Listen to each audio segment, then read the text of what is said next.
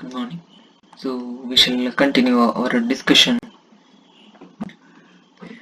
So next is integration of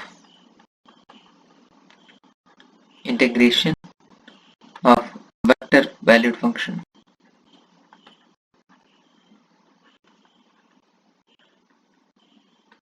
Integration of vector valued function. So the definition.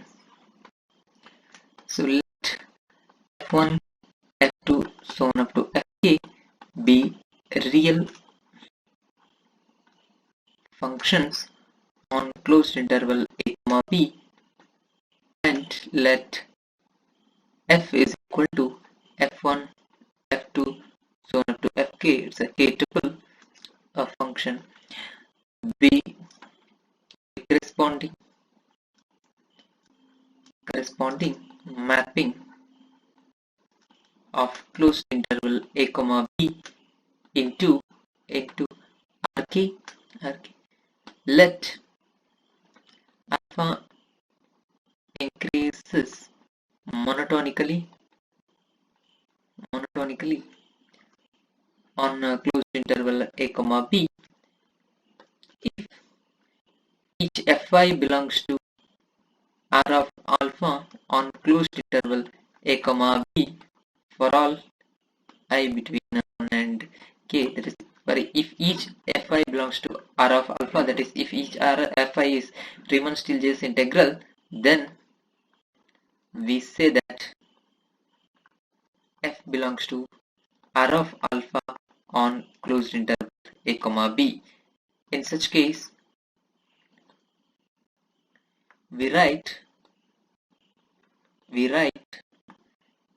integral of f d alpha from a to b is equal to, it's again a k tuple, integration a to b f1 d alpha comma integration a to b f2 d alpha comma so on up to integral a to b f d alpha.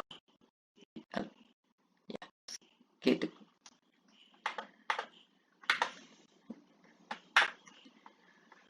The next is the result that we have already seen, but the generalized to rk, that is, if f small f capital f map closed interval a comma b into rk if f belongs to r, that is Riemann integrable, f is Riemann integrable on closed interval a comma b,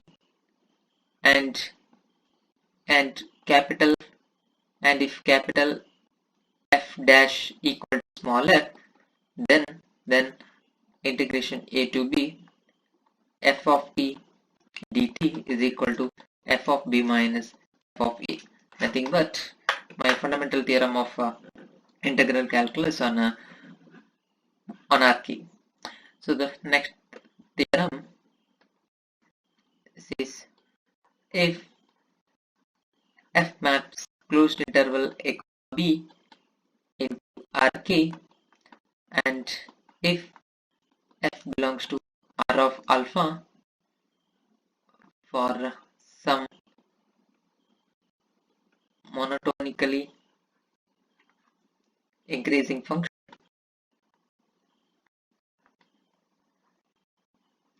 alpha on closed interval a comma b, then norm f belongs to r of alpha and norm of integration a to b f d alpha is less than or equal to integration a to b norm f d alpha.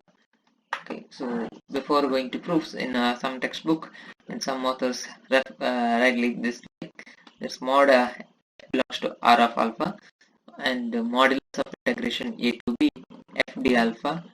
Now, so modulus in RK is nothing but again its norm. Again it is its norm. F d alpha.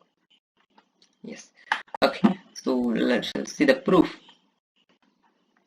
So let's take given f is equal to, since f maps a closed interval a comma b to RK, let's take f is equal to f1 k tuple f1 f2 so on up to k,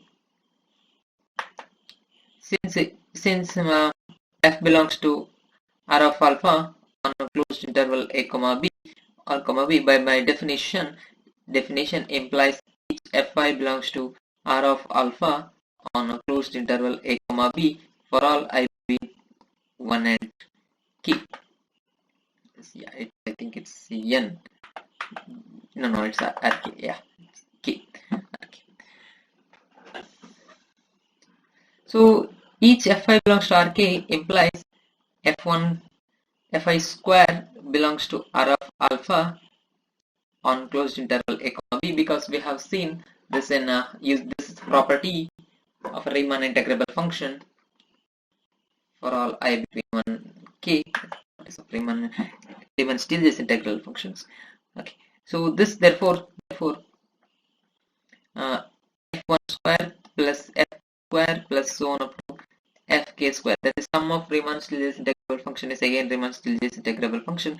It belongs to R of alpha on a closed interval a comma b. Now this is nothing but norm of f. We know that what is norm of f whole square, so it is f1 square plus f2 square so on up to fk square, so it belongs to R of alpha on closed interval a comma b. Now note that for any m greater than 0, the map x goes to x square from 0 to square root of 0 comma square root of m to 0 to m is bijective continuous map. Bijective continuous map. Therefore it's inverse. Therefore this its inverse y going to root y from 0 comma m to r is also continuous.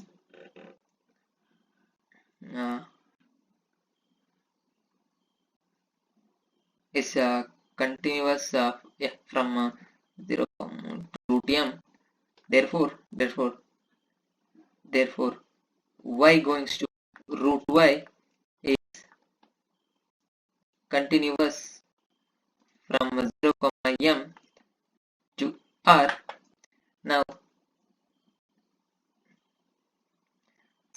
suppose 0 is less than or equal to norm f square, which is less than or equal to m on closed interval a comma b. Now norm f is always greater than or equal to 0, so there is no issue, and norm f square is less than or equal to m because norm f square is bounded on norm f square is bounded on closed interval 0 comma 1, so such an m exists.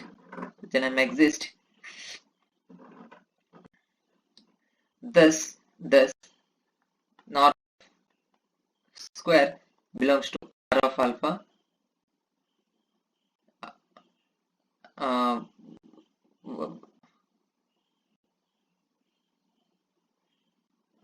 wait a second. Yeah, not given that wait a second. Yeah, norm f square belongs to R of alpha, and we have y going to root y. This map is continuous from 0 comma m to r. Now using the result of composition map, norm f is norm f square and its square root, that is nothing but norm f belongs to R of alpha. This belongs to R of alpha and this is continuous, therefore the composition is belongs to R of alpha using the result. So therefore their composition nothing but norm f, which belongs to R of alpha on closed interval a comma b. Now let y is equal to integration a to b f d alpha. Now given that f is a vector valued function, so this y is again a vector. Say this y is equal to y1, y2, so on up to yk. Since y is equal to integration a to b f d alpha and f is nothing but f1, f2, so on up to fk, this y is equal to integration a to b fi d alpha for all I between 1 and k. Therefore consider norm of y square. It is nothing but summation I is equal to 1 to k yi square which is equal to summation I is equal to 1 to k yi into yi. Now I will just replace this yi by, that is summation I is equal to 1 to k this yi into replacing this yi by, that is integration a to b fi d alpha. Now so this is nothing but summation I is equal to 1 to k integration a to b yi into fi into d alpha, which is equal to integration a to b summation I is equal to 1 to k yi into fi d alpha. So now summation I is equal to k का separately consider this, that is yi fi of t is always less than or equal to modulus of summation I is equal to 1 to k yi into fi of t, which is less than or equal to, which is always less than or equal to using modulus and summation property, that is I is equal to 1 to k modulus of yi fi of t. Now second, now we know that this relation is always less than to summation yi square whole power 1 by 2 into summation fi square whole power 1 by 2, where summation run from 1 to k. Now this is nothing but norm y into this is nothing but norm f of t.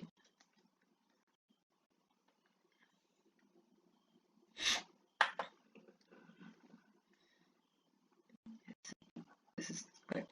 Yeah. So that is we have summation I is equal to 1 to k yi fi is always less than or equal to norm y into norm f. Therefore my norm y square we have norm y square is less is equal to this relation, but this relation we have it's less than or equal to norm y into norm f. So norm y square is always, now it's less than or equal to integration a to b norm y into norm f into d alpha. This is equal to norm y into integration a to b norm f d alpha. Now if y is equal to 0, then norm y is equal to 0. This implies norm y equal to 0, but 0 is always less than or equal to integration a to b norm f d alpha. This integration is greater than equal to 0 because norm f is always greater than equal to 0. So in this case we are done. So if y is not equal to 0, so if y is not equal to 0, then norm y is greater than equal to 0. Cancelling norm y in this relation, we get on both sides we get norm y is less than or equal to integration a to b norm f d alpha. That is now y is nothing but it is norm of integration a to b f d alpha is less than or equal to integration a to b norm f d alpha. Hence the result.